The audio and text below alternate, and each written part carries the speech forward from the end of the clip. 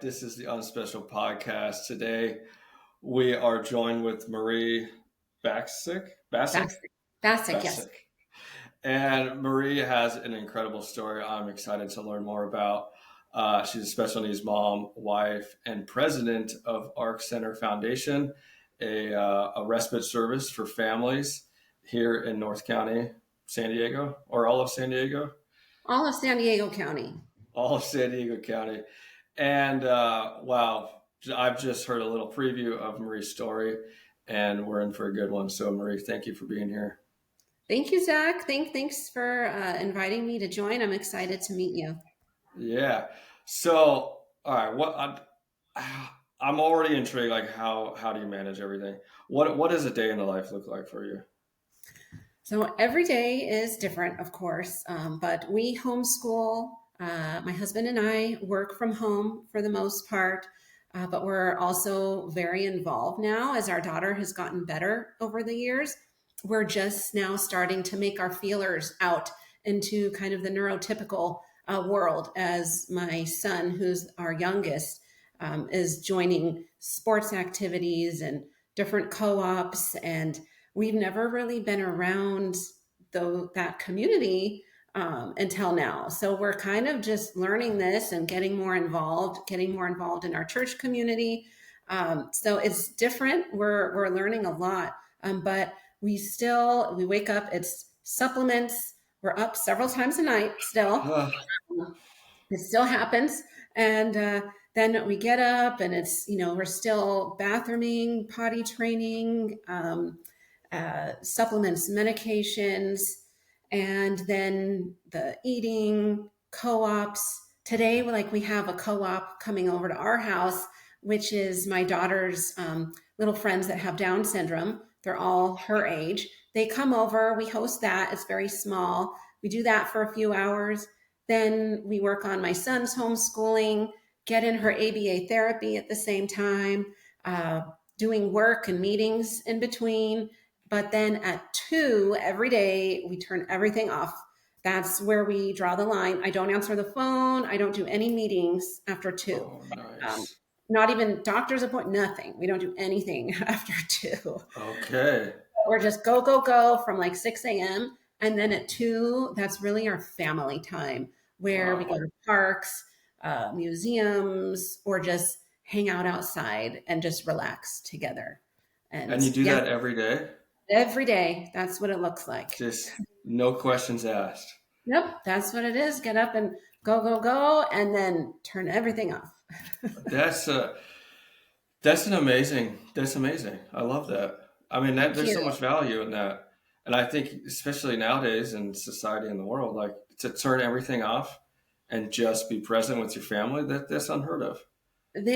Some people don't like it, and they really want that meeting when they want that meeting, but it's just not going to happen. I have to draw a line, and that's that line. They need to know, okay, this is mom time. That's when I'm here. They don't have any therapies or anything after 2.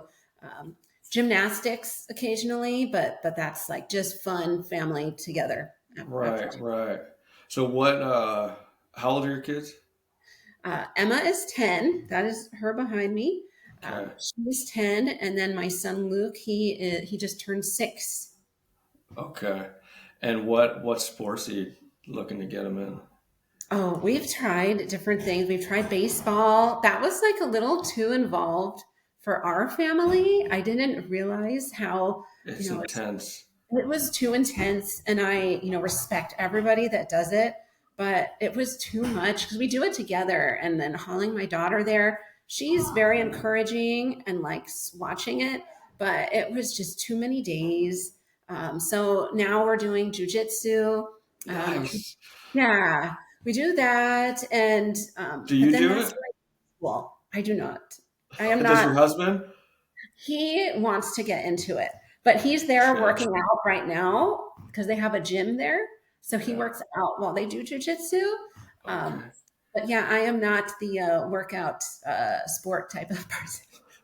Yeah, that's so cool. I did jujitsu for 3 years up in North Idaho, and then we had to come out to San Diego. But yeah, it's awesome. It's amazing. And Great. so Emma does jujitsu.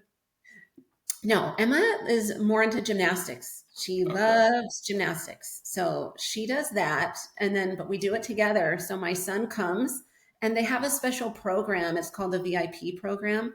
And it's for, kids with special needs. So she's there. There's no pressure. If she feels like just rolling around or just jumping, that's fine. But then they come in and they interact with them. And then my son can be there too. And he's doing like parkour while she's doing that. So cool. Well, if you ever want to circle back to baseball, where are you in North County? No, we're in East County. Yeah, we moved Oh, out okay. to El Cajon. So Yep. it's like my first experience in East County. It's been great for us. We love it here.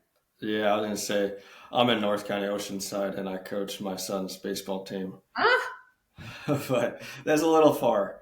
yeah, that's a lot. It's a lot. I hope we'll probably get back into it, but as things we add things and then some things we have to just prioritize. We're like, all right, we push the stress line a little bit too much. Let's pull it back a little bit. Yeah, 100%. Well, I want to circle back to this family unit because it sounds like you're doing amazing things Thank on you. that front. Take me back to Emma and her story and how you got to where you are now. Yeah, so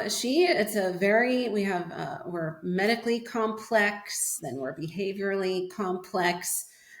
We serve probably about 5,000 clients right now, Hmm. that have special needs around the county. My daughter, I would put in like our top three trickiest. No way. I would put her in our top three trickiest. She's my hardest to staff out of anybody.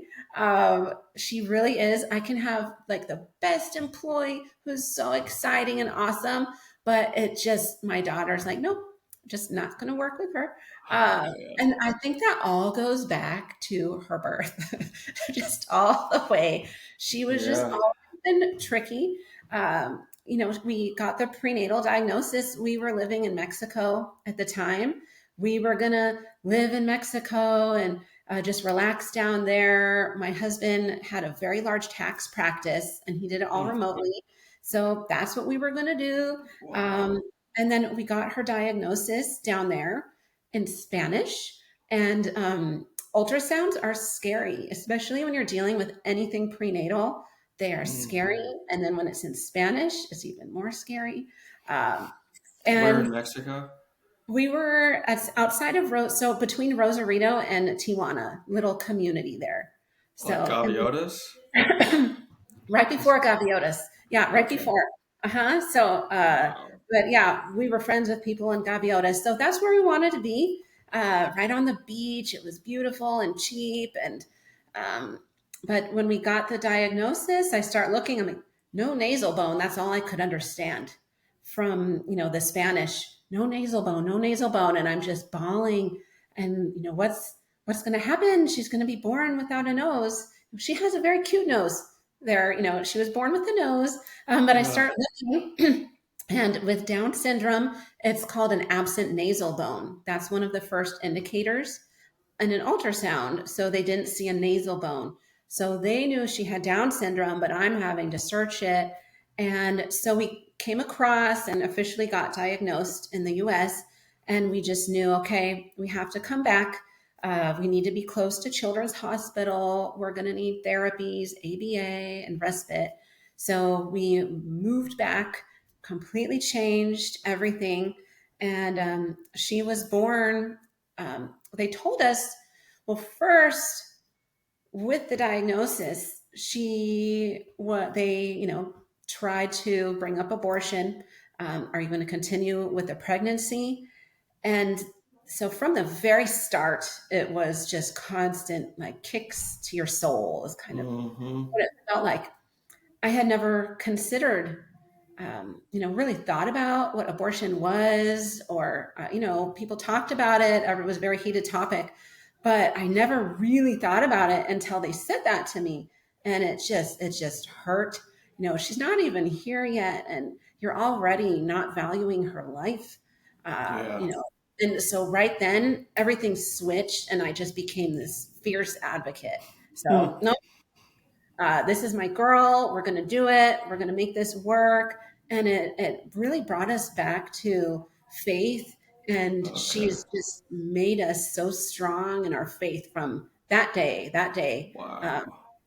Because at first I was like, how am I going to take care of other people's children and help these other families when now I have a special needs child? Um, So, did you have a, were you already yes. doing respite Yep. before Emma came? Okay. Yes. Yeah, people are always very surprised by that. That's all I've ever done in my life. I've just Okay. been very drawn to this community.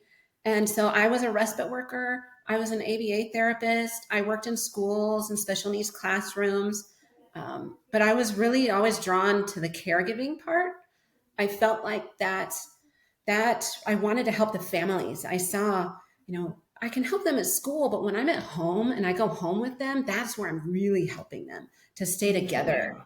as a family unit. So that's where my passion has always been, keeping families together. And when this happened, it's like, God, what are you doing? I'm helping all these people. How am I supposed to help anybody now?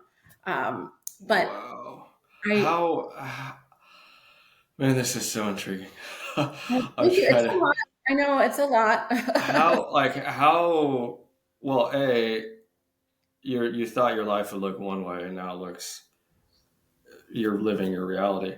But then also that phase of like you're helping all these families and then you have Emma Mhm. and you never think that would happen. How did you wrestle through all that, like yourself, and then also with your husband?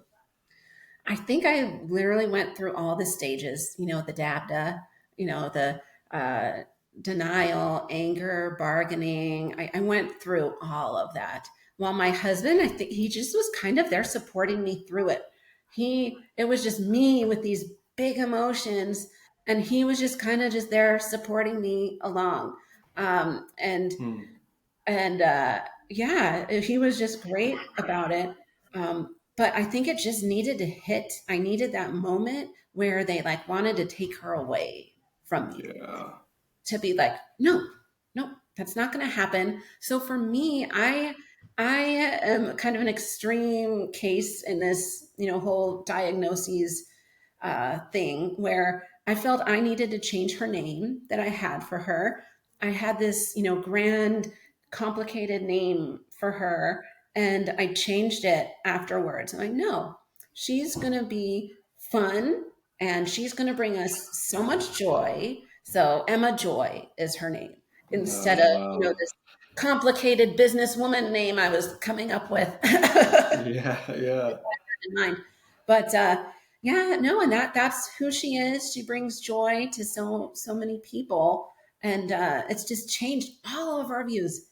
Anyone in our family, they all these things that come up with, you have Denmark and all these political things now kind of hit home, where you have Denmark is proud of not having anyone with Down syndrome in the country. They eliminated it, and Hmm. that's our family you're talking about. And so it's just really made our whole family um, advocate for her, and we like to share how wonderful she is and how we still do normal fun stuff. It's not the end of the world. It's just a different life than we imagined. Right. Right.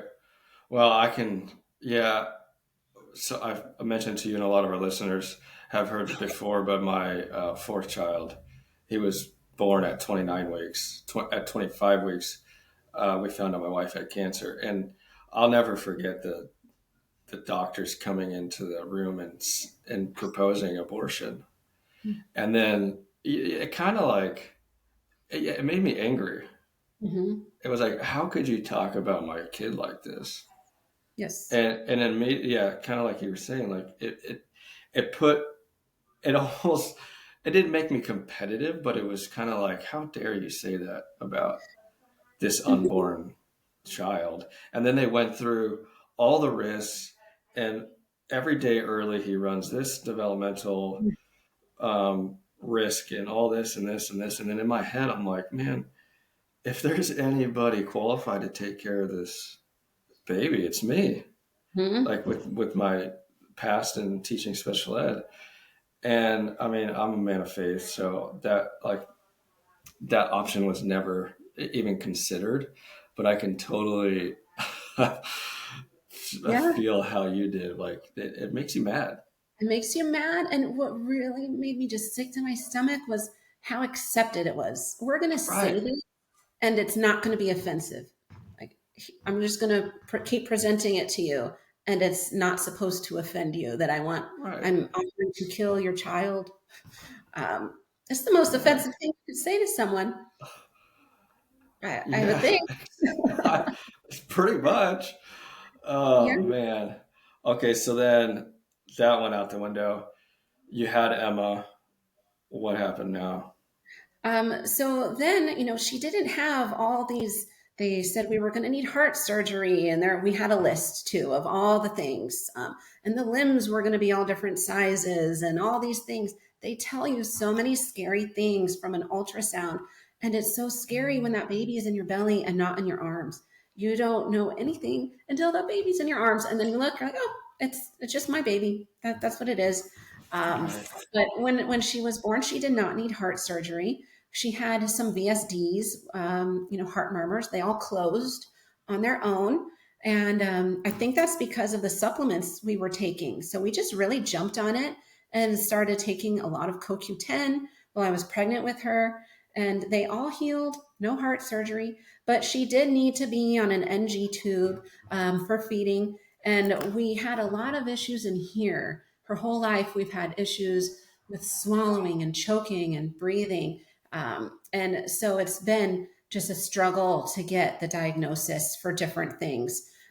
We were kind of just in the dark um, with that, and we just waited Mm, for her to get stronger and be able to eat solid foods. That first year when they're in liquids and they're not strong in here is just terrifying.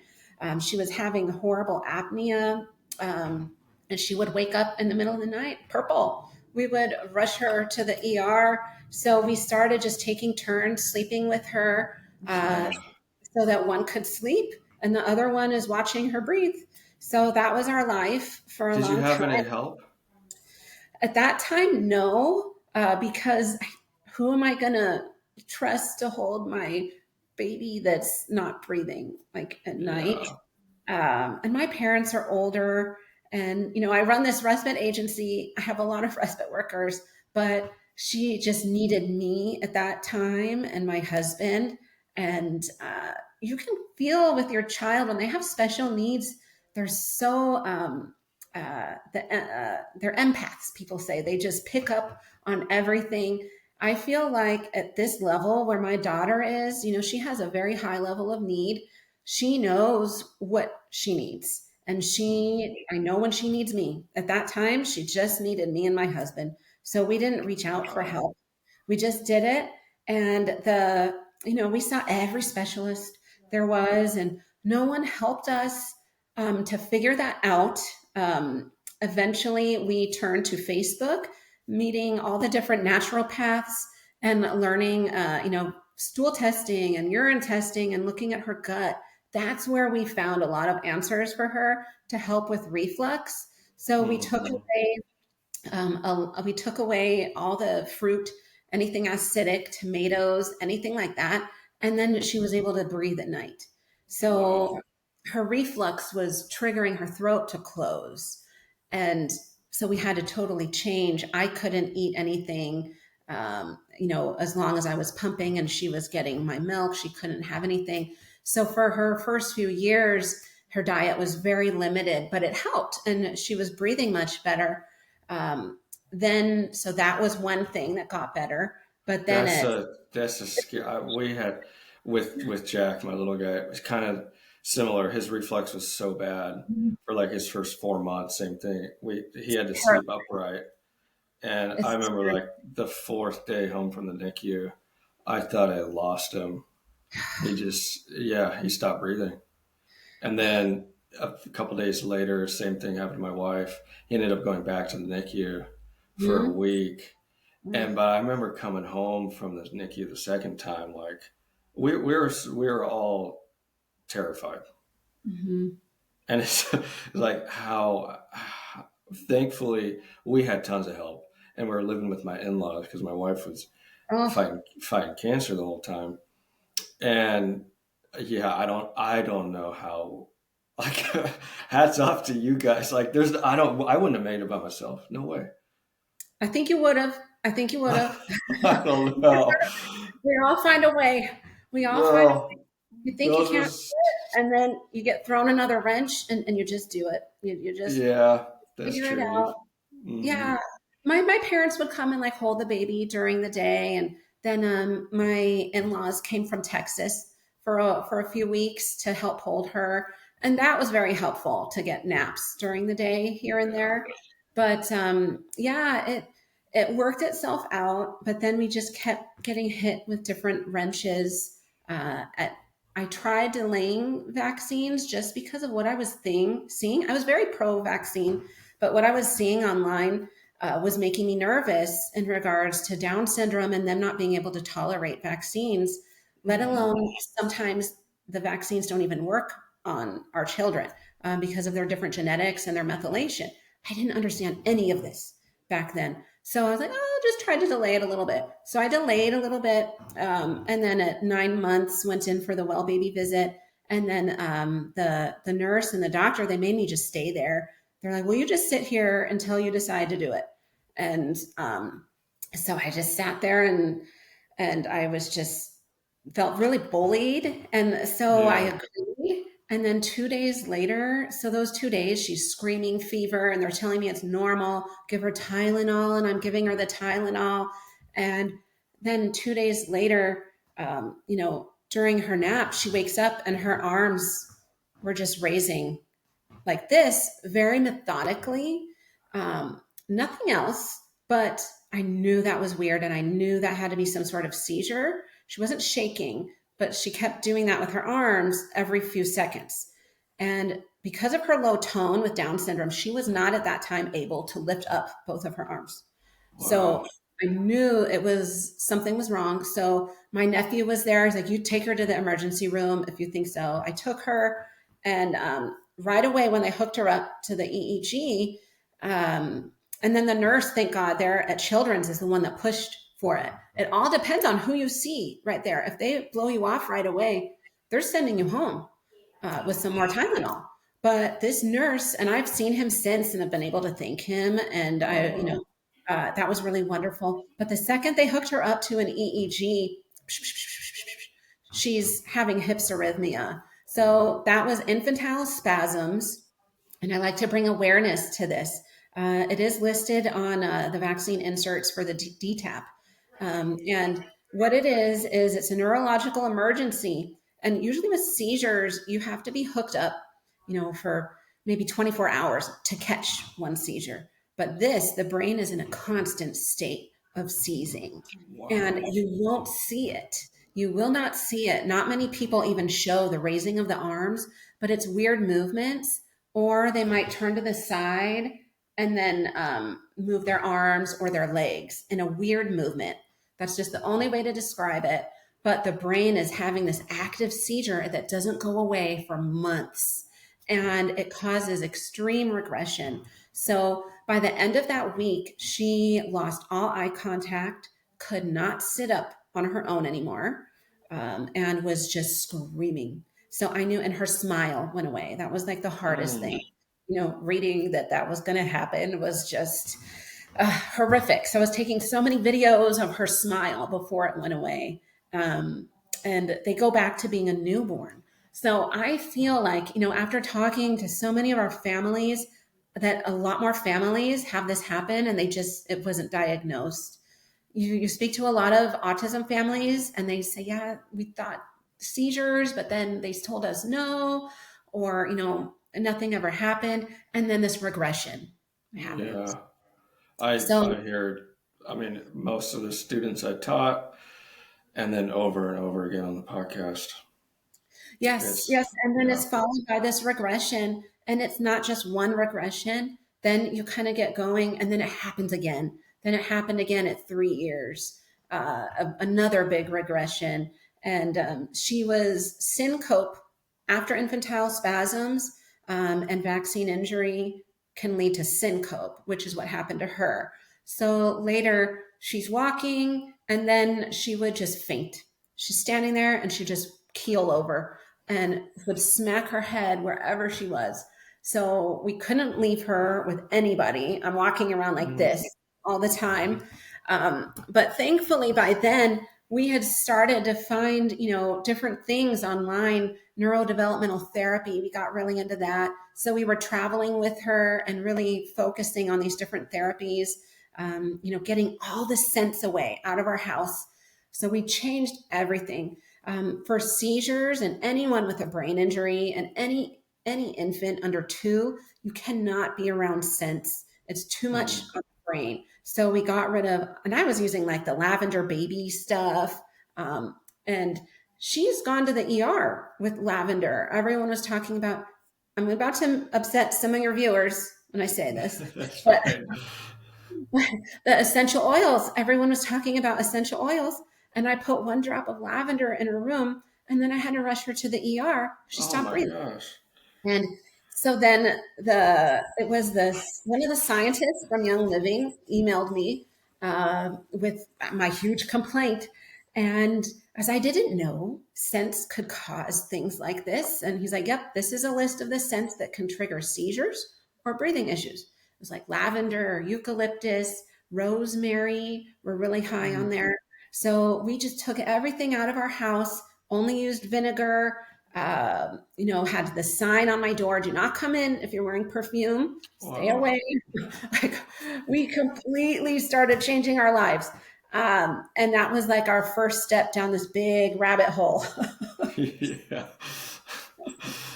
Man. Oh, so that was around 3 years old. Yes.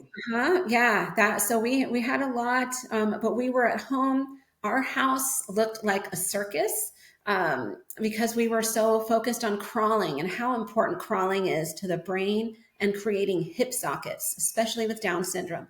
So our kids their joints are like this. right. So if they're crawling and their legs are going every which way, later on they're going to need hip surgery. They're going to have hip dysplasia. So you need our kids to be crawling in a regular pattern. Same thing for the eye development and for reading later on. If you don't have crawling happening at an early age and you just skip it, like now they say skipping crawling is fine. No, it's not fine. You're going to have dyslexia. You're not going to be able to read. There's so many studies on this. So our whole house was a big crawling track, and we would just crawl with her trying to hit a mile a day. Uh, Wow. and yeah, we did a lot of hard work right at that age. That's when we were doing that. So no dresses, none of the onesie pajamas. When I see those, I will stop you in the street and tell you, do not put that on your baby. Put them Really? in leggings.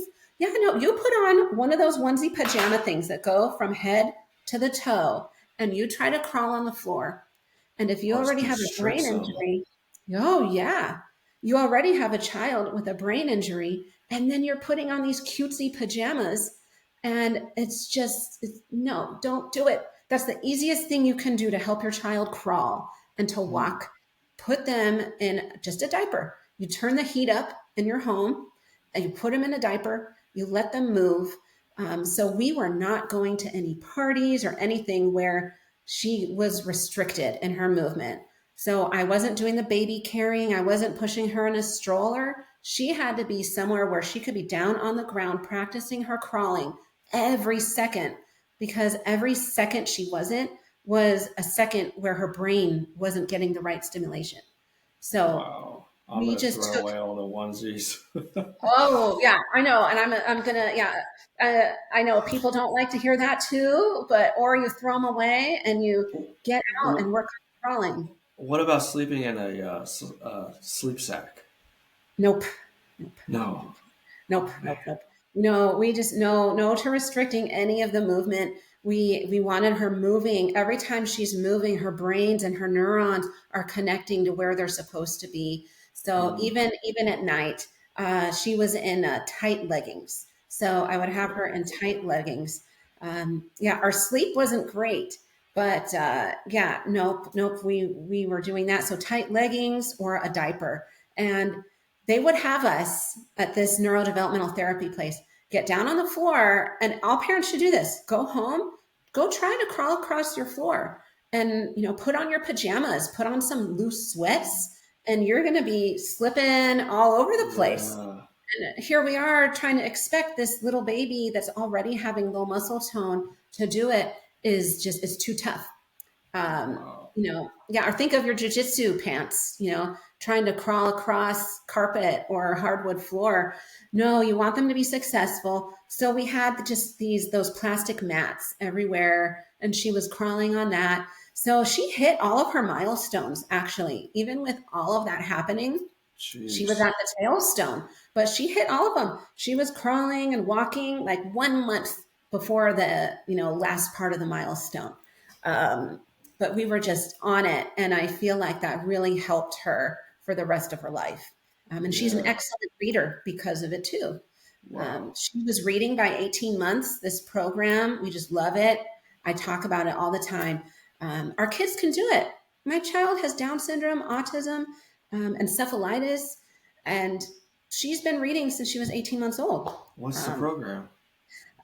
this one is the Doman on Facebook. It's the Doman International. They kind of split off, but you Okay. can search IAHP on YouTube and you come across all these videos of crawling tracks, putting the kids on, just a little bit of gravity. It looks like a slide. If they're not crawling, a little bit of gravity just helps them feel it, and then they just Uh-huh. start doing it. I did that. The next day she was crawling. And I'm like, okay, I'm sold. Let's go to Philadelphia. Let's go. Uh, let's go take her.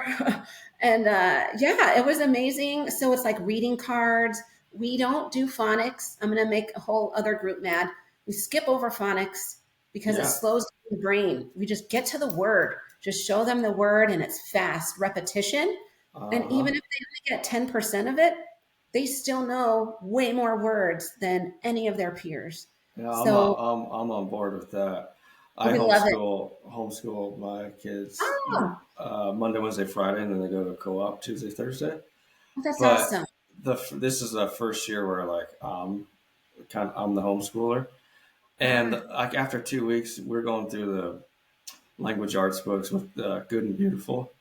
I love it. Love it. Yeah, but then language, I was get I don't like it. I don't like doing language arts. And I was talking to a homeschool friend, and she was like, "Just read books." I haven't like my daughters are 11 and 12 right now, and all we've done is read books, That's and great. they can read like way past their years. Yeah, And it's so awesome. If you don't like it, that's throw it out. yep, that's what I started doing. How to Multiply Your Baby's Intelligence is the name of the book that kind of sums up all this reading program and the crawling. Wow, It's great. It's great. I'll send you the link, but it's on Amazon. I give it to everybody. If they're pregnant, I give it to them. no, It's, that's so cool. yeah, How it's to fantastic. multiply the intelligence. Yep. That's good. So, how many times did you go to the ER Oh in the gosh. early days? So we have ordered her file before, and it's like this thick, um, her medical file. So I don't know. A Many lot. times. A lot. We've been there for, yeah, the seizures. We were there, for the breathing, staying the night. We like lived at Rady's many Yeah, times. I was Um, just there. yeah. Mm, He I'm had sorry. a hernia surgery. Oh, we had that too. We had that too. Yeah, We had two. She had two. Yeah, two of those. But life was a lot better after that. yeah. Um, she was jumping more and more Okay. active, and has so much more muscle tone and is much happier. Mm.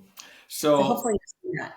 with all of the ER visits, and then coming home from the hospital, like, how did you navigate that? Like not living in fear at all times, because it's a pretty natural reaction with that Yeah. many trips. Like, did you just go with the flow, or like, how did you do it? So I am not a poster person for how to deal with that. I definitely have like some sort of PTSD from it, where just talking to the doctors, I will just start sobbing about Yeah, certain things. Luckily, I don't know, I'm holding it together to talk about it during this interview, but usually I just, I just it's a sob. lot. Yeah, Yeah, and when I'm telling, and I just, please let me hold it together so I can tell the doctor what's going on, and I just will just sob, but then I just keep talking through the sobbing and tell them what she needs. But there's been times where I stand up and I'm like, no, we're going home, and we're admitted. I don't care. I'm taking her home. So we have a complicated relationship with rabies. Sometimes you just need to go home. It's just too much for her. I'm going to stop it. Well, you're not going to get an appointment for this many months. Whatever. We're going home. We yeah, just need to go home. So that's how we would just deal with it. We would just, no, I just need to come home. And then my poor husband, do you know how long it's going to take to get this EEG? Whatever. They haven't helped us really with anything so much, anyways. So what's a few yeah. more months? Um, Right. let's just go home. Uh, but we've come home with oxygen. So sometimes they would send us, okay, well, you want to go home? Here's your oxygen. Here's everything you need. And then I'm just very alert. I'm one of the most alert people that you will ever meet. And then my husband, he was in the Marines in Force Recon. So he's already very alert. Oh, Uh, he's on it. we're both. Situational awareness on point. So our house is just, we know, okay, we know what that chest thing means. Let's get to the ER. Do we need to go? Yep, we can pack a bag so quickly. Uh, Jeez. and Yeah, but we like being close to Radies, so we waited till she was doing better until we moved because we wanted to be within 10 minutes of Radies. But now, we're 20 minutes, but I feel comfortable being 20 Yeah. minutes from there. Yeah, I mean, I was at Radius a couple weeks ago for that surgery, and yeah, every time you go there, it just brings back weird Yes. vibes and feelings. Oh, And then, so I had to take him down by myself, and then he went into the surgery, and then I had to sit around for a couple hours. And I remember I was sitting there like, I need to switch my mindset because I'm like just really not having a good day. And then I walked to the car, and then I saw Ronald McDonald, sitting on the yeah. bench. So I went over and I sat, and I just started talking to him. That's how my mind goes. And then I started laughing. I'm like, what am I doing? I was like, I just need a hug, Ronald. Then I said, Oh, I and made thank a God for those people over there, Ronald McDonald House. We've yeah, we've been there. When she was born, she came early before our house closed when we were moving from Mexico. So we were unhoused and living in a hotel. And so Ronald McDonald House, like we stayed there, during one of her NICU things, and they're just one of this journey. You get to meet the most amazing people yeah, ever. totally. The people at Ronald McDonald House, the nurses, even the people checking you in, the parent sitting next to you with the green band, that just gives you a hug. Uh, Hmm. like, yeah. Oh, very thankful for all of those people. Right, right. So then Emma's four. So then you had your son around now. As soon as she started almost sleeping through the night, we're like, okay, we have our brains back. We can Yeah, do this. So then we had, I think they are 4 years apart. So that's when we had our second, and then that was scary too. yeah. We Like, did all those thoughts come in? Like Yep. something we could be Oh yeah. repeating this? Oh, yeah, absolutely. And we have to weigh, are we okay with having another one that has Down syndrome? And we've even been told at Rady's, the cardiologist, he's not there anymore, but going in for her last appointment there before we had him, are you on birth control? Like, what? Are you on birth control so you don't have another one? I'm like, what? So some of the worst things I've ever heard was from rabies. Some of the best things I've heard was from rabies. But so yeah, that was, yeah, it was in our mind. It wasn't nice to hear it from someone else, but uh, Yeah. yeah, no, we just decided, yeah, let's do it. If we have another one that has Down syndrome, so be it. And so we just did it, and we prayed a lot. And I did the prenatal diagnosis to, or the check, or the tests, or whatever it is. Um, I probably shouldn't have, but I like to know and plan. And so, Hmm. yeah, he was fine. But we did a lot of things differently with him. Kept those environmental toxins away from him. And he's still sensitive. He's not, this like machine man. He can't have food dyes, or he has rashes. So we know there's a genetic component there. Yeah. But then there's also the environmental triggers, which we're keeping away from him. Right, right. That's wild. And so now you homeschool them, which Yes. is wild with everything else you got going on. How, first, how is the sibling relationship? So when we first brought him home, she like looked at him confused and just kind of hit him on the head. It was like, ah, and like walked off. She didn't want anything to do with him. But over time, she was always wanted him near her. So she always wanted him near her, but she wasn't interacting so much. So she's gone from a severe level 3, with ATEX score, down to now we're at like a one border, like a 2-1. Wow. So as he's grown, her autism has improved dramatically. We're working on the methylation and all these things. Um, but now she has to have him around. She's always asking. She's very concerned. Luke, where's Luke? She's always looking for him. That's cool. She loves watching him dance. Loves watching him jump around and be a crazy boy. She thinks Uh-huh. it's so funny. But she doesn't play with him like a neurotypical sister might. But he's also very lucky where I have to tell him, usually siblings are mean. Your Yeah. sisters never hit you, except when that first day when he came home. But she's never hit you. She never takes away your toys. She never says anything mean to you. Like, you're so lucky. Now he has to go out into the real world and like, why are these people mean? Why did they say Mm, that? And he doesn't understand it because he's only been around our little Down syndrome community. What's going on? Why are people like this? right. That's wild. That's so cool. But I mean, I imagine a lot of that has to do with how you and your husband have set up your family, and Probably. cutting it off after two Mhm. intentional time, being present, like all of that, co-regulating with your kids is massive. Thank you. Yeah, Yeah. it takes a hit sometimes, and yeah, I'm going to miss some important stuff, but it's just not worth it. Yeah, our family and our sanity has to come first, and I think especially for special needs parents, we have to be okay with saying no and getting rid of stuff. Hmm. For us, it was the therapies, driving around the county, an hour in traffic, driving up to Miramar, anywhere going through Miramar, that traffic's horrible. And so we just one day were like, my husband, he said, you know what? I was looking online and these people are saying, yeah, they learned a few new words, or their child can focus a little better. But what is that? That's not going to change our life. That's not going to change her life. Driving all this way, it's only stressing us out. It's hurting my potty training that I'm working on, being in the car Hmm. for an hour each way. How is she supposed to potty train like that?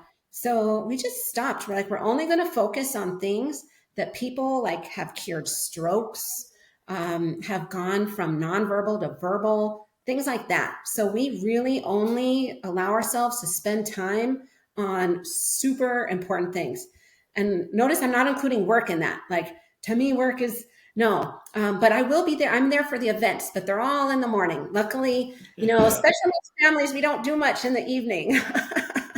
No, I'm kind of, that's we kind of had to make a shift like that too. I mean, I'm definitely on my phone, which maybe I'm gonna have a cutoff time now. But it's been a game changer just like evenings, we don't do anything. There's Hmm. it's just logistically not going to happen. And B, it's like it wears so much on the family. And Yes. it's like we had to make a decision to like really slow things down. And, Hmm. even it's like sleep, like 6 o'clock hits, it's like wind down. 7 o'clock, the day is over. That's our time schedule too at home. Yeah. And it's huge for the parents, myself and my wife, just to be Yep. able to. I mean, I'm usually asleep by 8:30. Oh, yeah, and you want to, fit in.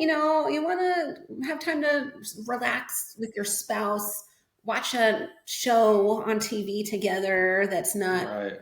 Blue's Clues or something. Like, yeah, Yeah. you want to have at least 1 hour. Like, so that's why we put them to bed early, and then yeah, we just have that little time to ourselves. Is very important.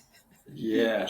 So through all of that and all these years, you've remained married, which is an anomaly. Yes. That is not common. What would you say has been like the biggest thing in keeping Wow. that So going? giving each other grace, number one. Yeah. That's it. Giving each other grace. And it took us years to figure it out. We would be fighting and yelling, and you're not doing this, and you're doing it differently than I'm doing it. And I had to let that go and just, I had to let that go, let him do it how he's going to do it when he's doing it, and just appreciate that he's doing it. Hmm. And sometimes, yeah, I snap, or he might snap at me, and it's okay, and we just give each other grace for that. It was like one day, like, you know what? You've been working really hard. I'm sorry for getting mad that did that flip out. Like, I'm sorry. You needed that release. Like, okay, just, and then a hug. That's what we've agreed on. No matter how mad we are, just give me a hug. I'm not talking to you and I'm over here and I'm mad. Just come up and give me a hug. That's what you need to do, and let's just move past it. And we're not going to always figure out a solution to everything. We have to be able just to move on and drop it. And Yeah. okay, hug, that's it. Give Just move grace, on. move on. Or sometimes one of us, usually him, go outside. Just go outside, go get some air, go take a walk. But I don't need to. Just do it. Just go take a walk, get some air. And you just need like 10 minutes sometimes, and then you come back. Um, Yeah. yeah, and that's what it is. I think, you both want the best thing for your children, and I see it all the time with the families, but we have to acknowledge that the other person isn't always going to do it the same way, and just it's okay. It's okay. Yeah. Give each other grace, and hug each other. Don't ever stop doing that. No, that's amazing. How has faith played in your Oh, journey? oh man, it seems like it just keeps getting stronger every day, every day. Yeah, and just together. I wasn't religious at all. It's like, oh, I believe in God, but I wasn't like a religious person.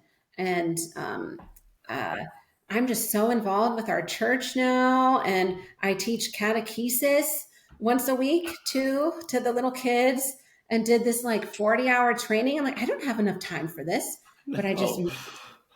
I Wow. made it happen. I made it happen. And I do that once a week. And sometimes I need to cancel. So um, I'm not like the most dependable person with things like that, but they understand. And I've just decided they're so good to our family, and they're so Yeah. inclusive. We come in and we have a medical chair. My daughter runs off still, and she's still working on walking with us. But sometimes she wants to be in her chair, or she will just be pacing. We haven't figured out everything, my family, but so we come in and we are loud. We have headphones. There's some yelling and stuff, but they're always, and we're walking in kind of slowly. They come out and they come on, come sit over here, come sit in the front. And just having that is so special. And our daughter, she prays for people. She has Nice. like, yeah, she's like, you would call her verbal, but she's not super verbal. But she does during prayer, she'll just throw in random names of people. Like, I don't even like this person that much. And here you are praying for them. But then I tell that person, like, she was just praying for you. And then the person starts going to church and they think about her praying for them.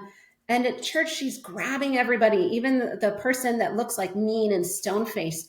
She'll just randomly smile and like just grab and hold on to their hand and just do that smile at them. And it Yeah. just melts everybody. And so I see Faith all the time in her. She's like this walking miracle, just like Right. spreading joy and faith and like converting people. like it's Yeah. That's incredible. That's yeah, wild. it's amazing. I never thought I would be talking like this before. Uh-huh. But now, no, I need to say it, and people see it when you see her and you meet her. When she decides to give you a hug or hold your hand, like it is like a miraculous event. Yeah. It's amazing. Well, and it's wild. I mean, I hear a lot how much kids bring parents to faith, and just how they are, and then also when Yeah. you go through an intense journey like yourself, you kind of get to a point where it's like there's nowhere else to turn, there's nowhere else to Oh, go, yeah. and the I was fact very upset. that yeah, and you are where you are Yeah, I was today, it's like first. Yeah, like why are you doing this? I could help everybody. And then people would tell mhm. me, "Oh, this was divine intervention. You already knew what to do," and that made me mad at first. Like, Oh yeah. it made me mad to hear. And then I'm like, okay, maybe a little bit. Okay, maybe this was supposed to happen. And now we're reaching so many people. And then these parents that I helped started helping me. And here, Marie, we're here for you. And that just felt, it meant so much. And then they're still here for me. And it's been like, I don't know, I opened in 2007. So like I've had some of these families now, their kids are adults and we see them at events and it's just wonderful. It's just wonderful. Yeah, that's interesting you bring that up because I've been the podcast just hit 1 year old, Oh, but congratulations. I had this idea like 7 years ago and I sat on it, and it's crazy the timing of it because I started in the hospital, but I was planning to hold this space for parents to get their stories out and hopefully bring hope to other parents. But I get like to hear all of your all's journey. It speaks to me. I'm like, this was supposed to be for you guys, but I'm sitting here like, I think this was for me. Yeah, rooms for everybody. We all can do it. And then, you get people saying to the special needs parents, "Oh, you're amazing. I could never do it." Yes, you could. You Could could do it. You can find a do it. way. You find a way. Yeah, maybe you move. Maybe you quit your job. My husband sold his tax practice. It was too much stress. His hair was turning gray, and I was worried he was going to get a heart attack with like all her health stuff. Like, okay, too much. We're getting rid Hmm. of some stuff. We had to, stop seeing friends as much. We had to stop doing this as much. But you just throw things off of the boat until you're not sinking anymore. And uh, Yeah. and then you make it. And then you make it. No, that's a good point. Just simplify. So when Yes. did when did ARC come into the picture? ARC is ARC Center Foundation, and your main goal. I did some research here. Main goal is to provide respite care in a way that's safe, fun, and treats the client with dignity they deserve. And you accomplish this by having dedicated, caring, and well-trained staff that provide care based on each client's individual needs. When did ARC start? So I started working on it probably in, I think it was 2005. And then Oh, it wait. was, So you had I it was very, before the kids. oh yeah, yeah, before the kids. Yeah, I was probably about 23 when I started working on it. And then I had Emma when I was 38. So much later. Oh, Yeah, okay. no, And you were 31. gonna you were gonna run it in Mexico? Yes, yeah. I was going to just run it remotely and then I would cross the border and train everybody and then I would go back. and then come Hmm. for events. But I love Mexico. I love being down there. Me too. I And love it. yeah, I love it. That's just what we were going to do. And to save money for a house, we were living down there to save money. Yeah. Um, but yeah, no, I started it before my husband and I got together. We didn't really, I don't think I had, we didn't have internet on our phones at that time. I don't think. So I had to No.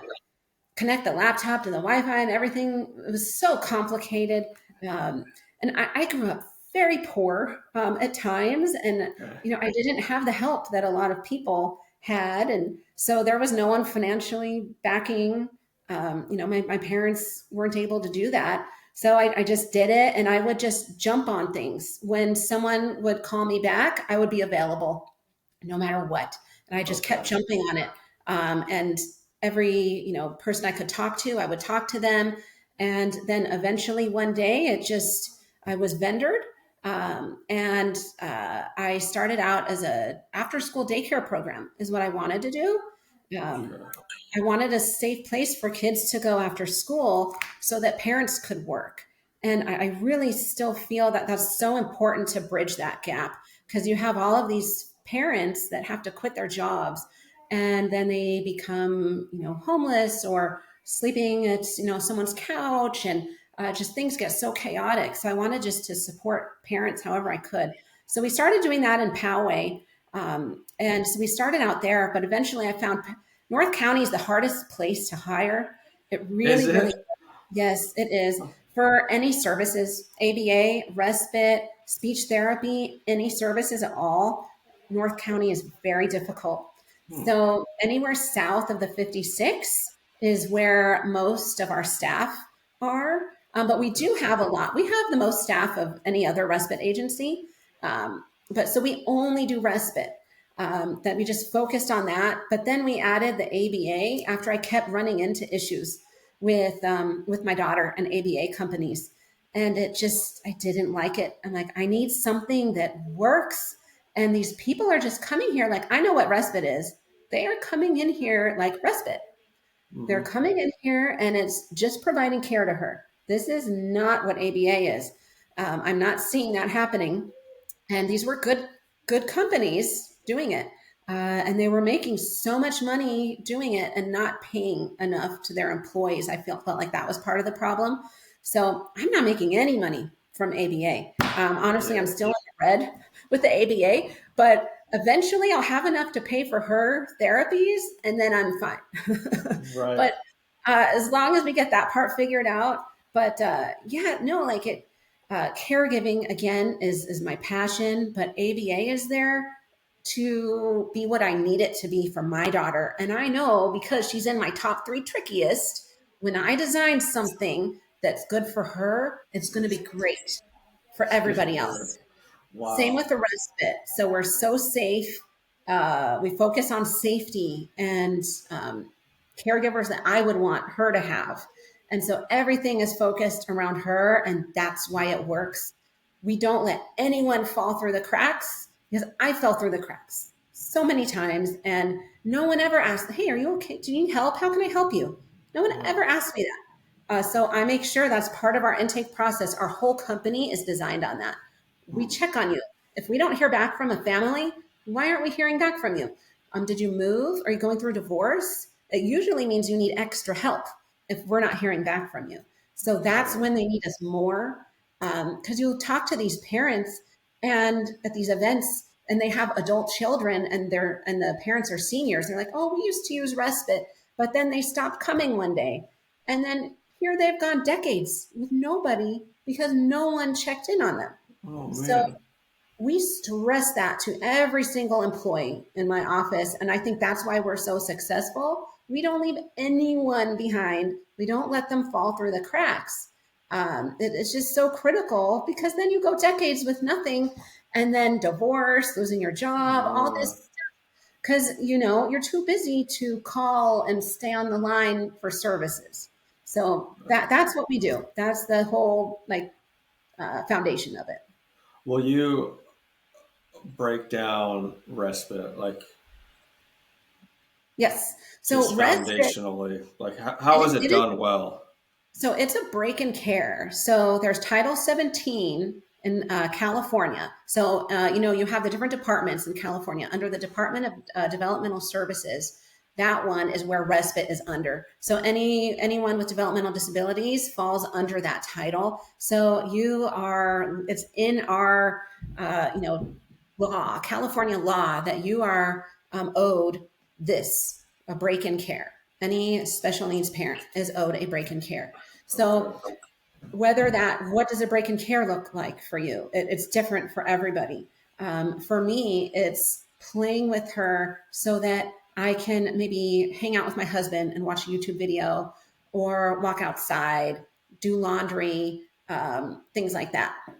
For Hmm. some people, it's watch my kid while I go to a concert, while I go on date night, while I go on job interviews, while I go to the dentist, while I go do my medical appointments. That's what respite looks like for them, or that they can go grocery shopping. It's different for everybody, but yeah, it's a break in care. So my job is to bring in people that are going to keep your child safe Hmm. while you have that break. So they're not there to teach them. They're not there to do homework with them. They are just there to make sure they are safe when you come back Right. or while you're there. And that's it. It And seems this, very simple. yeah, this is all funded through Regional Center.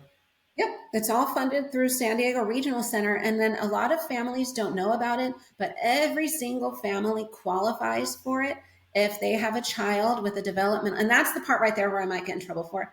So let me explain this if anyone from Regional Center is watching. What you do is you reach out to Regional Center to see if you qualify. And if you have a child that has a developmental disability, such as autism, cerebral palsy, Down syndrome, then they have other categories, such as epilepsy or other things that may be impacting their development. Hmm. Then you qualify for these services.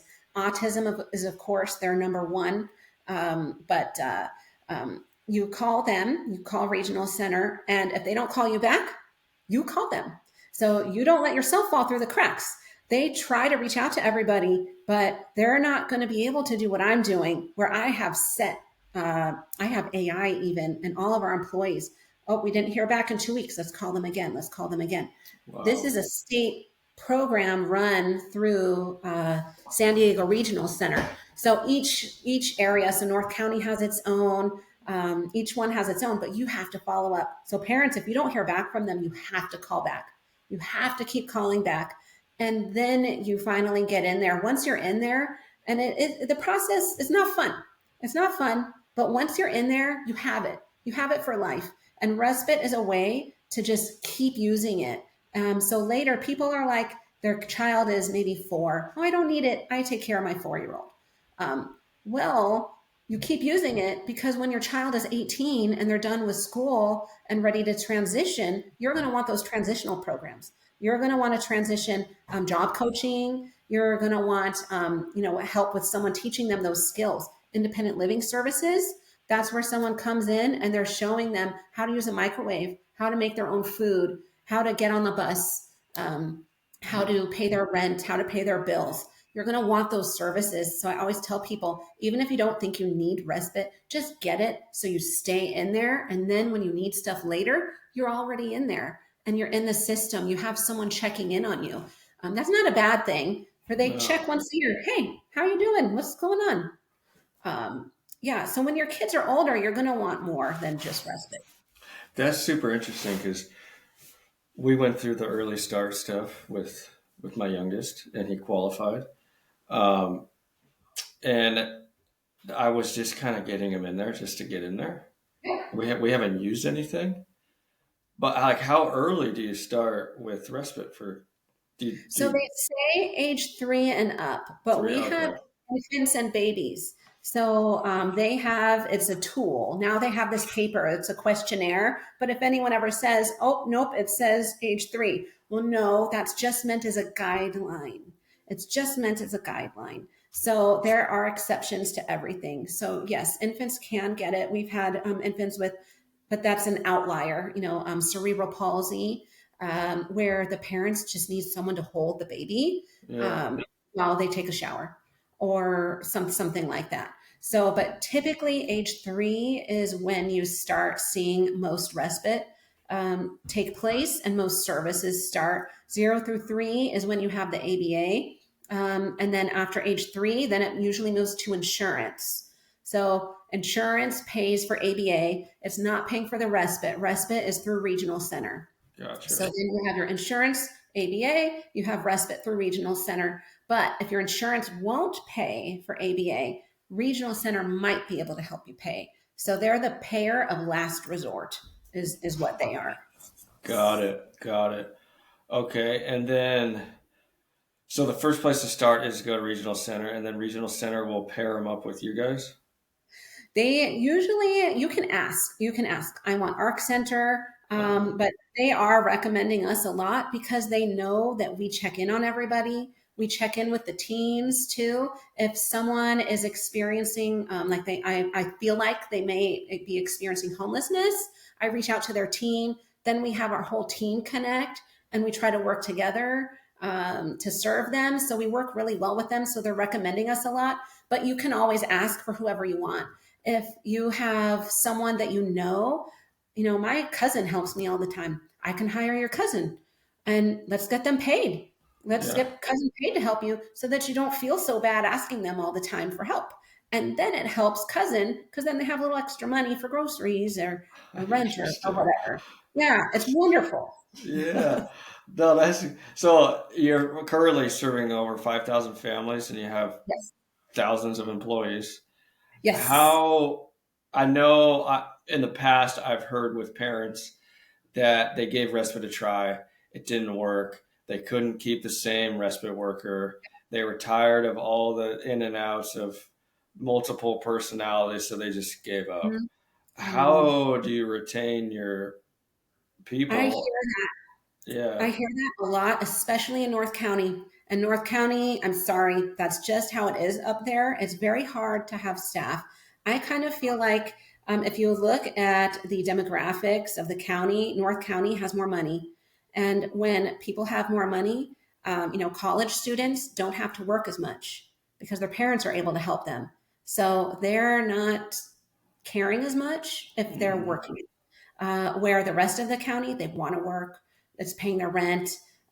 So they're more likely to keep coming and keep working. Whereas, and I could be completely wrong, but that's just what it seems like. Makes Um, sense. in those areas, yeah, in some of those areas where every house is, you know, $2 million house, it's hard to find someone that will pay what the state is paying us. And you know, it's not a huge rate, but it's a great job. And I feel like everybody, if you want to work in special ed, OT, SLP, being a doctor, being a nurse, you want to get this experience working with our Hmm. kids first. Like some of these people are missing out on a great opportunity. Those are the best 100%. people that were Yeah. caregivers first, and then they come and they get to see, oh, I love speech therapy. I thought I wanted to be this, but I actually like speech therapy because you're around all the different stuff. But so, what I would say to North County, and this is something that I do, this is something that I do personally. I pay extra on top of what the rate is. So, for my people that come to me, I pay an extra few dollars an hour. I pay actually quite a bit more than a few dollars an hour because my daughter does have a high level of needs. So we Hmm. have to think about that as parents. These aren't servants coming into your house, they are people that need to pay their bills. They Right. want to enjoy coming to work. So make sure that you have a nice environment in your house. If they're coming and there's trash everywhere and there's nowhere for them to sit, they're going to be uncomfortable. They're not going to want to come back. If they go to the bathroom and there's, you know, this toilet seat is too dirty for them to sit on, they're not going to want to come back. These are your guests. Like, yeah, they're, you know, we have to treat them as guests. We want them to come back. And I try to stress that to our parents, make sure they want to come back. But sometimes we do everything right. It's not that the parents are doing everything wrong. Sometimes, you know, it's just a 20-year-old that, you know, maybe they would rather their best friend got a job at In-N-Out and now they want to work with their best friend. That's going to Hmm. happen. And the company can't do anything about it. I can't make anybody go show up for work. And we have to realize that. So sometimes you just get a little spell like that where it's just that happens, but just keep pushing and then you'll get one that works. And then do what you can to keep them Keep coming. it.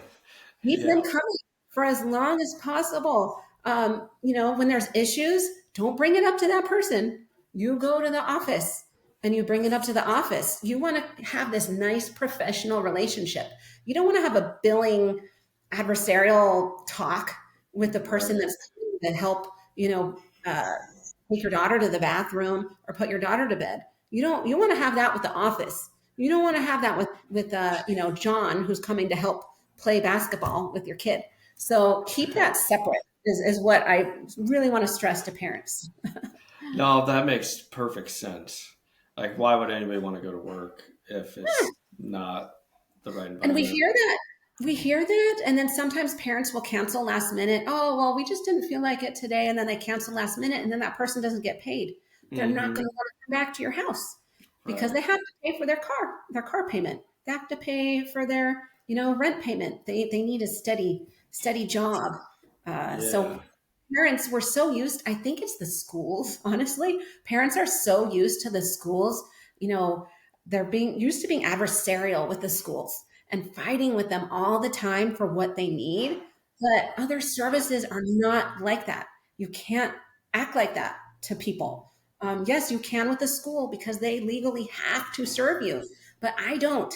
If you're Yeah. mean to me or my employee, I'm going to say, hey, I'm sorry. I'm going to give you a warning, but if you say that again or you talk to them like that again, we're not coming. I'm not going to help you. So Oh, I can do yeah. that. And Okay. unfortunately, we have to do that. But yeah, I'm not the school where the teacher you can yell at, and then she has to keep teaching her child. Services aren't like that. OT can cancel you. ABA can cancel you. Anybody else can cancel you. Just be a good person. Okay, so regional center for respite insurance covers ABA After three, yes. after three. Uh, Tell me about ABA. There's Yeah. applied behavior Oh, analysis.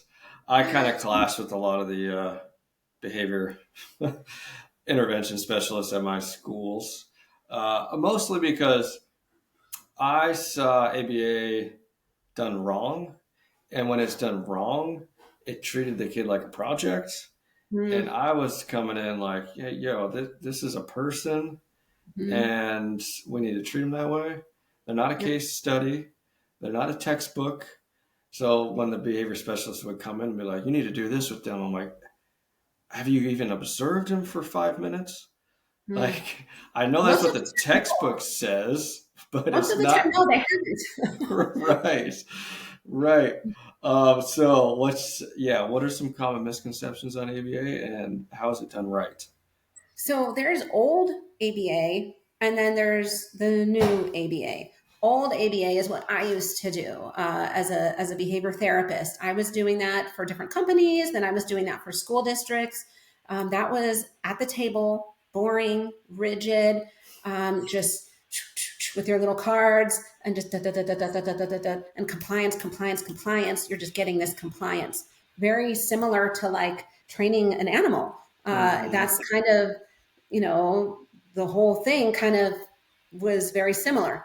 Um, but then it's progressed where so many people like you have said that, no, this doesn't feel right. And then these older autistics were able to say, hey, that wasn't right. It felt like trauma. It felt like abuse. And then so everybody has listened. And with us, I would never have started an ABA agency if I felt like it was going to be harmful at all. Um, and we have all these different movements and don't change your child. You get extremes on both sides, right? So then Right. you have the one extreme, and I hear it from the Down syndrome and the autism community. Oh, don't change your child. Would you tell someone that has a heart condition? No. Take your medication. If there's something you can do, eat better, like you're going to do it. So if there's something that can help, my autistic child, I'm going to do it. Right. So what I look at it is in regards to the extreme ones where don't change anything. Yes, I, as a parent, want to change something because the level of abuse that happens with autistic individuals and anyone with special needs, and a female that has special needs, she is almost 90% likely going to be sexually abused at any point in her life. And that is, why wouldn't I want to change that? Why wouldn't I want to give her the tools to speak, to be able to call out for help? Why wouldn't I want to help her with that? Potty training. Why wouldn't we can imagine that potty training can, how vulnerable is your child in the bathroom, relying on an adult to change their diapers? There's going to be abuse that can happen during that time. Why wouldn't I want to change that and help her to potty train? So for us and for like my child specifically, what ABA does is it holds people accountable. So Yeah. it holds whoever is educating her accountable. So you can see, and what I love and what she loves, well, she just loves it. She loves being taught to her in a way that works for her. And that's what ABA does. It's so specific to that individual Yeah. that it is, you're doing the trials and you cannot move on to something else until something else has been met. So, Mhm. unless the whole team gets together and decides, okay, let's move on. So, you're not going to have a teacher or a therapist jump ahead and forget about some skill that was hard to teach. You're not going to do that with ABA. So, I like that. And that's what I mean by being held accountable, because it all goes back to the scoring and the data is right there and the parents are looking at it. Like, there's nothing else like that out there. When they go into school, you just don't have that. And then for me, I need that for her. My daughter learns best that way, where she has to go in steps. She has to learn through these steps. She cannot miss any step, or she's just not going to do it. Right. So for her, she has to be taught that way, and that's the ABA way. But we do it in a way that's fun, respectful. Yeah. Yeah, fun. Number one, fun, and then respectful. So her ABA, what it looks like, we have a ball pit in the middle of my house. We have a trampoline, a huge trampoline in the middle of the living room, too. So her ABA is taking place while she's jumping on the trampoline, in the ball pit, in the Yeah. water pit, outside, on the swing. That's how she's doing ABA. So she loves it. But Yeah. while she's playing, she's working on conversational questions. So instead of just calling people, because she can read, so she goes through my phone and she calls whoever she wants, she, grandma or whoever, and she just laughs and hangs up. That's usually what she does. But with ABA, they're teaching her how to have these conversations. And we were at Legoland the other day, and in line, someone asked her name, and then she said it. And then Oh. yeah, and then she said something back. I think she's like, "What's your favorite color?" Or it was something. I was like, "Oh my gosh!" Like there it is. Like so, she's having conversations with people instead of just hanging up or just staring off into space or bugging them by like pulling on them. So that's what it looks like for me and for our families. We have just, and I'm not a BCBA, so I'm probably saying the wrong definitions and all of that stuff. I'm just a parent, and we created it, and our BCBA clinical director helped us to tweak everything. I was so hard on her. We Yeah. tweaked our whole program to make sure it's family centered. So it Mhm. is on the family. Why am I going to teach something that this family is not going to use? So Totally. we find out what are like the top three things that's going to change your lives. And that's what we're working on. Wow. That's Like, cool. is it shoe tying all the time? No. Do I need to teach her how to tie her shoes? For my daughter, no. That's not what we're working on. We're working on more functional stuff, how to walk next to us without running off, how to communicate with people. So we only have a short amount of time. And like I talked about with the crawling, every second counts. Every second, our kids are falling further and further behind. So with ABA, we want to put the most in that right away. And if it's not functional for that family, get rid of it. Am I Totally. going to give you this complicated device and this complicated program you need to use around your house? No. If you're not going to use it, get rid of it. Like it just has to be functional. So that's what we do. And then we pay our staff a lot more than other RBTs are making. But I can do that because it's insurance, and it Mhm. pays way more than respite. Unfortunately, I wish I could pay respite the same that I can pay for ABA. But it's just how it is right now. If I was in charge, Respite would make the same as ABA. But yeah, we love it. She loves it. Everybody doing it loves it. But That's yeah, I'm open cool. to any more questions about it. I love talking about it. Yeah, no, that's exactly my train of thought on it. It's do it in a way that's fun and Fun. applicable for the family. I would always, Yes. when it come time for goal writing and IEPs, that's my main question to the parents was, well, what would make your life easier? Yes. And they're Mm-hmm. like, they would say, yeah, like if he would just tie his shoes. I'm like, cool, I'll write a goal on that. And they're like, how you can do that? Like it should be, he needs to add 6 plus 6 equals 12 or whatever. But I'm like, is that going to help your life? No. Yeah. So, and I taught life skills, so it is a little, obviously a little different. Well, that's Um, great. And that's so important. Life skills are so important, and it right. depends on what level the child's at. At my child's level, it's life skills. Yeah. Yeah, I don't care if she's adding 100%. students, like math, whatever. Yeah, Right. she's safe and happy. That's it. And then not sitting at a desk and trying to get them to stay in their chair and learn Oh, something A, they don't want to learn about, and B, like impossible for them to sit in the chair. And that's where I no, would kind of I have tried that, and I still try it every once in a while. Like maybe just to the last see. time was like a year ago, just to see. Can we just sit over here? Nope, Right. No. nope, nope. I'm going to sit in the ball pit. That was one of the moments where one of the, like, it was up in Idaho. One of the top, like, behavior specialists came from Boise. I was way up north in Sandpoint. And she came to the classroom. And that was her biggest critique is I wasn't doing discrete trial training, having them sit in their chair. Yeah, I would let them wander around the room. They'd come over, they would stand, they would do it. They were getting all the answers right and their, yeah. the data.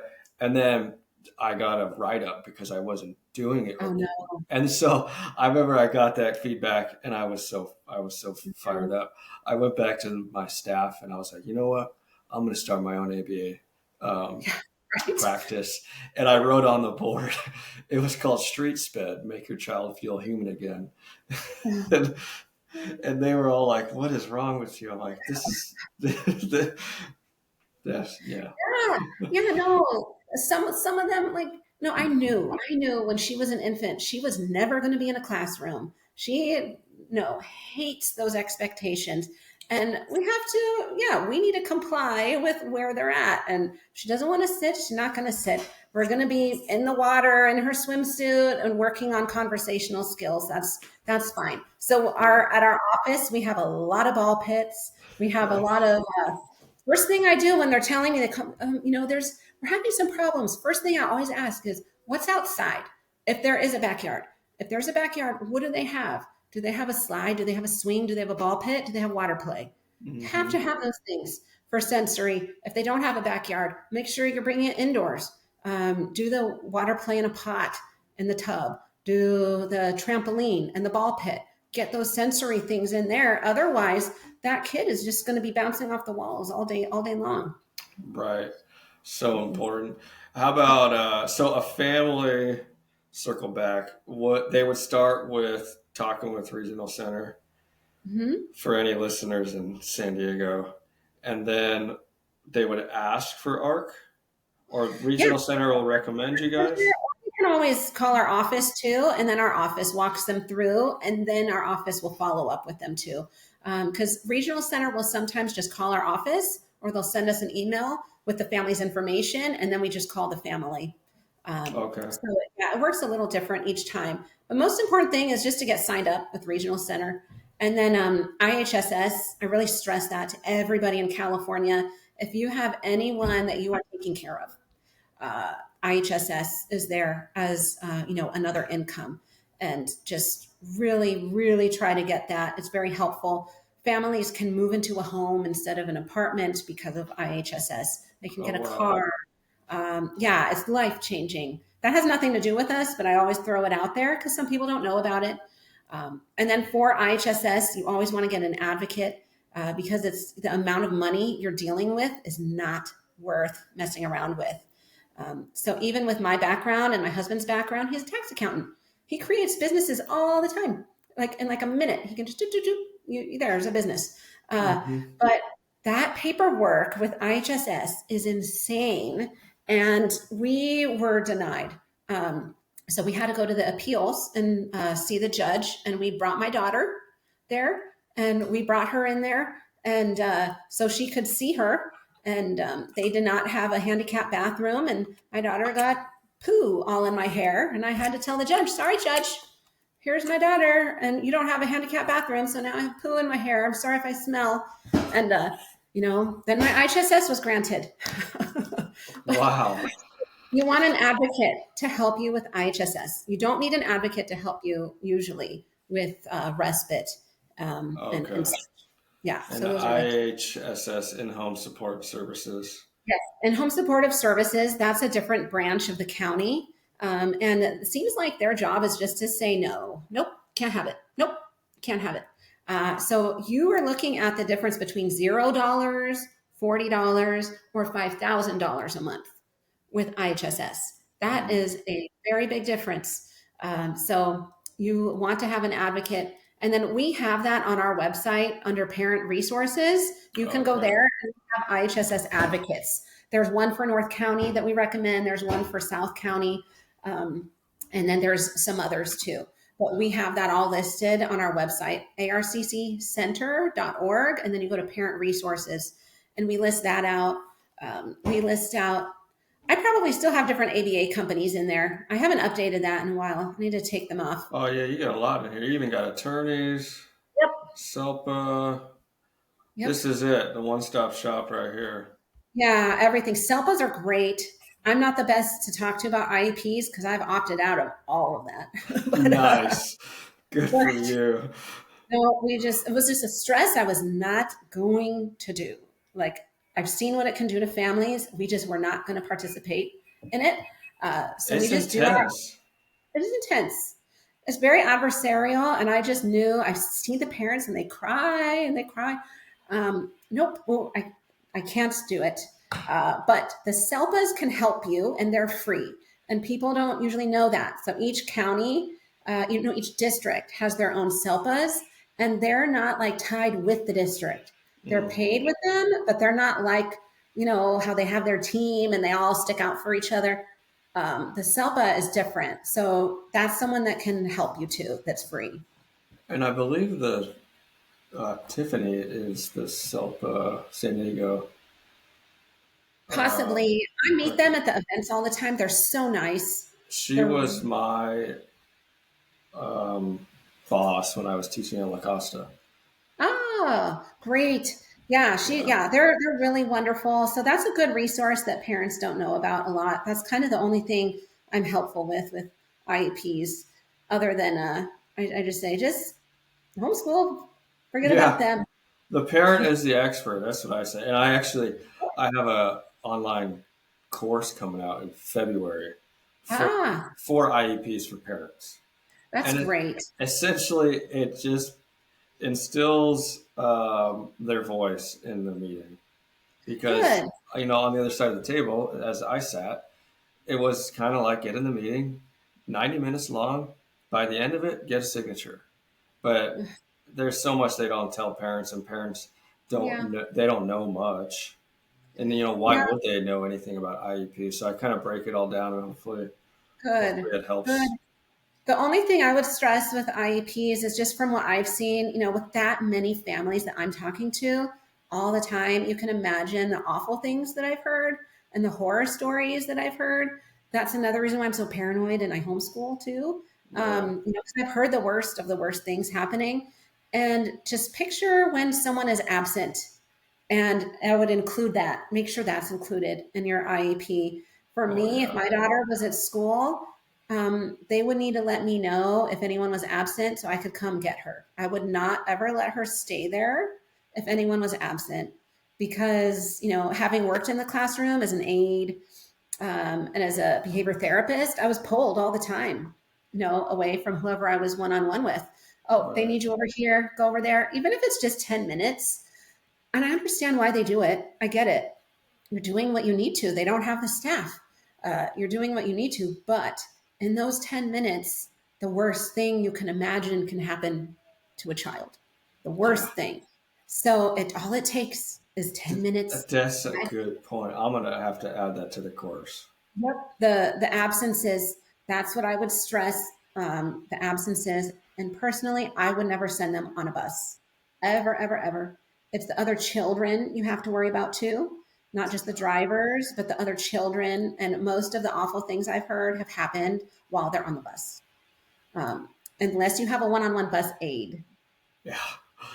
My first 2 years I taught at Escondido High School, and I one of my students was he was a challenge, we'll say that. So I would ride the bus with him in the morning, before That's on the wonderful. way to school and on the way home, and it was fine for me because I got overtime. But yeah, the bus is a wild. I could write a Yeah, book on right. the school bus. Yep, on the school bus. You know that. That's amazing that they did that. That's very rare. That Yeah, he was violent, and I was the only male, and we had a good wow, relationship. So it would only worked if I did it. And wow, his yeah, his mom was like you said, if I was absent, she wouldn't send him good, because he good he for her. just he wouldn't make it through the day. Yeah, good for her. Because you never know, all the bad things in the world could just happen. So yeah, I would just keep them home, and Yeah, then you have respite to help too. So that's why right. another reason why you need that support.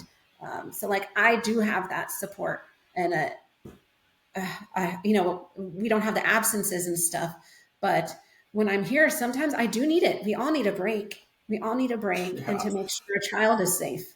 right. Any cool events coming up for ARC?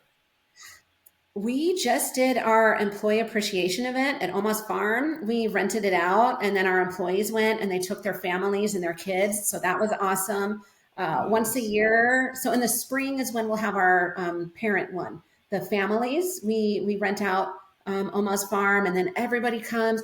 It's the best day of the year. Everybody loves it, and then the parents are talking to each other. And Almost Farm is in Lakeside, but it's Yeah. just amazing. It's so fun. They have these sensory corn things and like sledding, but down cotton and jumping things. And like, it's so much fun. So we have that coming up in spring.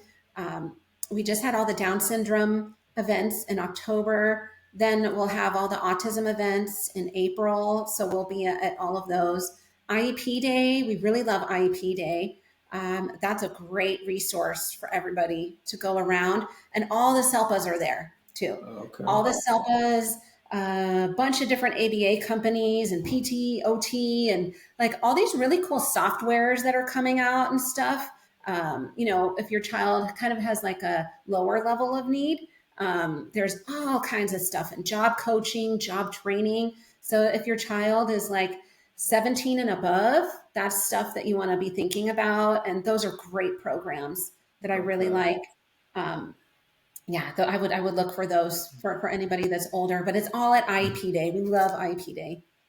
And all these events can be found at.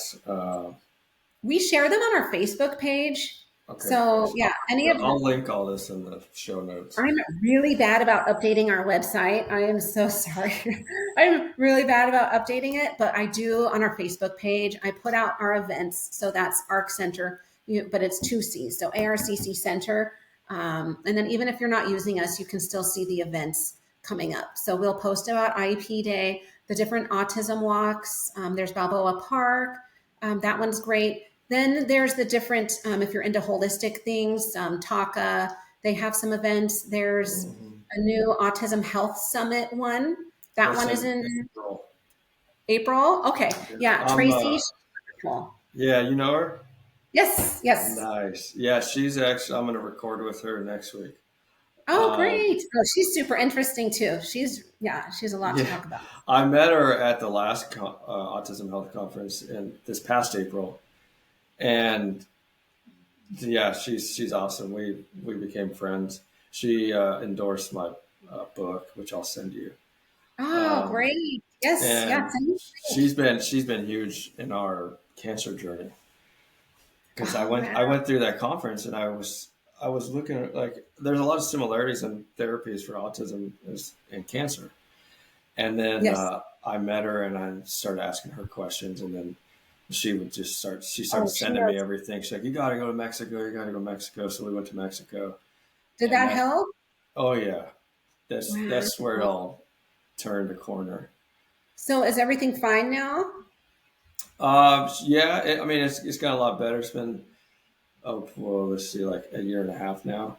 So we Have you done do, GC math? yep, yep, and Okay. we learned that from Tracy. Okay. Yep. Yeah, It's it was a different form of it from the clinic in Mexico, but it's the same. It because wasn't we order it for autism, and right. we had a family member that had a mass, and then within 2 months it was gone. Doing the GC math and then the IVER. I don't want to say it in case you get Oh, demonetized or she's something. on both of them. Oh, good. Yes. Yeah. It helped. It like Yeah, was gone. So yeah. So yeah, it's kind of we're doing everything non-toxic. So great. it's taken it's a long game. But that's when I went to that conference. They were proposing. We did some Western medicine at the onset, but they were proposing a surgery, and we were like, didn't it's life altering. Didn't feel good about it. So then that's when we pivoted, and so now we're going in a couple weeks for the third trip. So Oh, good for you. Good for you. yeah, I could go on about Mexico. So we do plasmapheresis down there. We do IVIG. We also do IVIG at our house. I think that most kids with autism would benefit greatly from IVIG. where do you do it in Mexico? That's at Line, Mexico in Puerto Vallarta. Oh, So we nice. also get IVIG here at home, but Rady's won't do it at their hospital, but the Right. doctor and insurance approved it, so we do it at home. And so she's gone. She's a different person. She is a different person. And they even, Incredible. yeah, they brought all the neurologists in at Rady's to see how well she was doing. Ones that just laughed at us before when I asked for the treatment. What are you making up? Who made up this PAMS? What's that? What? And laughing at us in front of all of their students. And then we bring her back after, and they literally brought in all the neurologists to come see how well she's doing. And she just pointed at the one that was extra mean, and she just gave him the biggest smile in the world. And it just like melted him. And he just was like, oh. How did that feel? Go back there and be like, "What's up?" So I had this big speech in my mind. I was Yeah. gonna do a presentation about how horrible they are, and but then this, I know that was God. That was God, 100%. Yeah. He had a different plan on how to show them what was actually helpful. So instead of like berating them, which I was going to do, here's this beautiful girl now who's smiling and pointing and making jokes with him when she was just spinning and stimming and self harming last time he saw her. Uh, Wow. yeah, it's amazing. So we keep going there. We love it, and whatever you need to do for your child, but it's very helpful for encephalitis. It takes the autoimmune antibodies out, cleans it, puts the blood back in, and yeah, it's amazing. Then we're also working on different treatments my husband developed after he just dedicated his whole life to research. So he's in the preclinical validation right now for several treatments that we feel are going to really help with autism, Wow. Down syndrome, and any chronic illness where your cell danger response, once it's set off, it's just off, and then the body's just attacking itself. That's like what Yes. encephalitis is. Like autism, all of it is just a set of symptoms, and it's everybody has different reasons. The genetics and then the environmental factors. But once that's set off, even with TBI, so a Marine that a bomb blew up next to him in Iraq or Afghanistan, he might have horrible digestive issues after he comes back. It happened up here. Why are you having these stomach issues? Why are so many people with autism having these horrible stomach issues, or anyone with chronic illness? So it's the cell danger response is just set off and it can't be turned off. So this is going to help to turn that off and hopefully will allow the body to continue its natural development. So I'll keep you posted with that. Yeah, that's Yeah, incredible. So he's a tax guy turned for scientist. scientist. Uh-huh. Yeah, turned scientist, and Man, so now he's working, yeah, with these other scientists that we read about, in the autism community, and they all love what this is. Everybody's really excited about it. So hopefully by spring we'll be out of the preclinical validation, and then we're going to be going the FDA route to get it approved for everybody, and then a compassionate wow. use also. So we're really Well, you excited. got to come to Autism Health Summit in April. There's I think we tons. are. He's if the team lets him talk, because he can't, say certain Yeah, things. yeah. But yeah, we're planning. He'll probably be there I mean, speaking. there's if he's in with this. I mean, me talking to scientists is like me talking to another language. Yeah, But I don't. you'll probably nerd out and have a good time with them. Oh yeah, we loved it. We were there last year. We were there last Oh, year, you and were? Oh, oh okay. yeah, that's what we love. All the red light therapies and the HBOT. We've done it Yeah, all. We have done it all. the PEMF and yeah, everything. So Yeah, great. I had Colin, the first speaker. Were you there for Colin? No, I don't think so. I only was able to see two speakers. Oh, okay. Yeah, I had him on the podcast. He was awesome. Oh, He's that's great. yeah.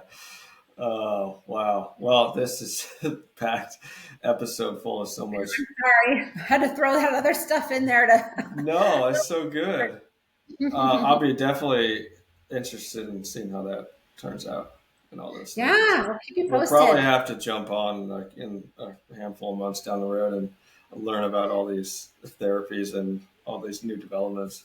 That'll be him. That'll be him doing it. I do the respite and the caregiving, and he does all the brain stuff. Yeah, that's so good. What advice would you give to parents? We'll try and land the plane here. What advice for parents on how to take care of themselves? I mean, you've been like you from the beaches of Mexico to serving over 5,000 families to developing new therapies. Like, how? So I am probably not the best person for that question. I Oh, could I do mean, a lot you're sitting for here. self-care. I could do a lot more for self-care. I'm great at telling other people how to do self-care. For myself, going to the chiropractor is the best thing in the world that Yeah, I can do for myself. Going to the chiropractor, going to church. And some people use respite for church. We are there to help with church. We can send people to help the parents at church or to cool. watch your kids while you go to church. Go back if you haven't been because it's too hard with your child, go back to church. Let us help you, or let someone else help you so you can go back. Do that one thing every week. That has just been so beneficial for our whole family. So church and the chiropractor. Because if you're picking up your child, who's like 70, 80, 90, 100 pounds, and then you're sitting there like this on the phone call with your back all stressed, you need the chiropractor. And then Oh that yeah. stress is just building up over and over and over. I mean, supplements and stuff too, but other people will say, pedicures and all that. I can't relax. When I go get a pedicure, I can't do a massage. I'm just too stressed. I can't lay there. But chiropractor and church, I think, are the most beneficial for me. And I really wish every special needs parent would go see a chiropractor Oh, monthly. 100%. Monthly. We're on a 6 month plan, my whole family, all six of us. Good. And it's been a game changer. We're seeing Yes. Dr. Stan in Escondido. Oh, Um, wonderful. he's a nervous system, neurologically focused Oh, I know chiropractor. him. Yep. Oh Yep. yeah, Oh, PX yeah. He's Doc. great. I'm actually having Dr. Tony on next month. Uh, That's great. Then and there's it Dr. Gross and College Avenue. I love seeing him, Dr. Gross. And then there's Dr. Awesome in Mission awesome, Valley. Yep, nice. we do co-op with his kids. Oh, Yeah, okay. my It, son wants to marry his daughter. there we go. Starting early. But it's so important to make sure your nervous system is Yes. dialed. Because if you're stuck in fight or flight, especially as a parent, Yeah. like how do you can't function? So yeah, those chiropractic adjustments, and especially the Mhm. nervous system, chiro is been Yeah. amazing. amazing. And if Especially like you're, yeah, if your back's in pain, you're you're gonna not be miserable. here. Yeah. Yeah, 100%. If you could tell a family anything who just received a diagnosis, what would it be? Yeah. So that is a big one. And I feel like I'm kind of an expert there. We have so many diagnoses. Yeah, And, at this point, I just expect to just get more as we learn more. And it's not terrible. In some cases, it's just to help you get services. These names that they give our children, they're just to help you get ABA or respite, or mm, maybe to see the doctor that you wanted to see or the neurologist that you needed to see. You have to have that kind of diagnosis for a code. That's all it is. We can't let it impact our emotions. And mm, it's your child is the same child it was the day before. No matter what diagnosis you just got, they're still Johnny from yesterday. They're the yeah, exact Emma that you're going to go home to later. So we need to, and I hope it doesn't sound too blunt, but in that way, we can't just kind of let self pity take over there. yeah. Suck it up, buttercup. It's just to help you get some services, just to help you go cry because it does hurt. It does sting. Go cry, not in front of your kids. Go take a shower. If you can't get away, just take a shower, get outside, have your mom come over, get some respite. Go cry for 10, 20 minutes, but then you need to get over it and you have to move on and then start those calls. Now you got that diagnosis. Now what? You have to use it for something. Go get your services. Go call your service coordinator at regional center. Hey, I just got a new diagnosis. Can I get more services? Can I go get more respite? Hey, can I get ABA now? Hey, can I get PT or can I get this now? Can I go see that doctor? Can I get this prescription? Like you have to do that. So I would say just, let it sink in, go get sad, but don't stay there. Don't stay in that hole. Don't just dig Mm. yourself this self pity hole. It's very easy to do that, but get out of it. Go breathe, go to the chiropractor and There we go. move on. Do what you need to do, but it doesn't change anything. It's just a name. It's just a name. Yeah, no, that's a great mindset hack. I've never heard that. Diagnosis equals help. Yeah, that's it. That's it. That really is. Now I can go when I go to Radies and I start listing off all those, diagnoses. Right. Boom, they're listening. Okay. Oh, yep, that's a lot of things. They're going to take me seriously and they're going to help. You get treated differently when you have all these, labels that, hurt to hear at first, but it is just there just for insurance codes and just for Mm, like billing purposes to help you get services. So yeah, use the services. yeah, and use ARC if you're in San Diego. Yeah. So there's the ARC. The ARC is nationwide.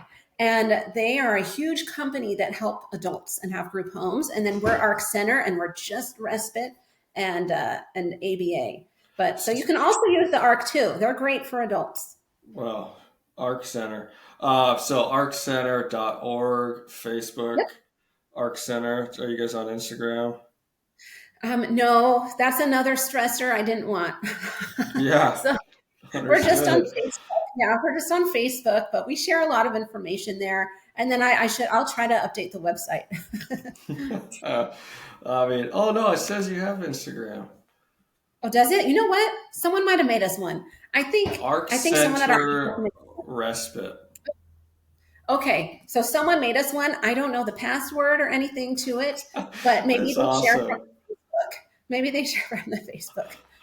I'll link all these in the show notes so you can find ARC and get involved Thank with all you. the amazing help that they are doing. Marie, thank you so much for being on.